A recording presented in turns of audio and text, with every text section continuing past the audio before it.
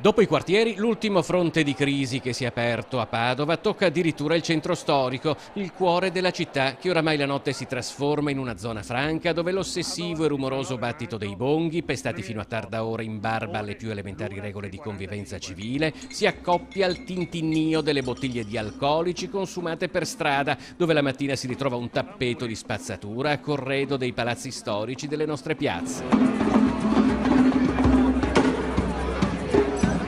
L'associazione Residenti in Centro Storico sostiene di aver chiesto da tempo un incontro che non è ancora avvenuto con l'amministrazione comunale e tra le denunce che arrivano in redazione dai telespettatori c'è anche quella di un parcheggio definito senza troppi giri di parole selvaggio. Ma segnalazioni e denunce abbracciano oramai un po' tutta Padova, sottolineando i ritardi dell'amministrazione guidata da Sergio Giordani, che si appresta a tagliare il traguardo del primo anno di governo della città con più di un problema. Se la sicurezza rimane infatti un nervo scoperto che vive situazioni drammatiche nella zona della stazione, dove la chiusura al traffico di via Cairoli decisa dal comune è stata fortemente osteggiata dai residenti, o all'Arcella o a quell'area PP1 che ad appena 200 metri dalla Cappella degli Scrovegni è sempre più centro di spaccio e asilo di sbandati, la situazione decoro urbano è denunciata con altrettanta forza da altre segnalazioni che dalla manutenzione del verde pubblico ai rifiuti abbandonati ai bordi delle strade puntano il dito contro un'incuria allarmante.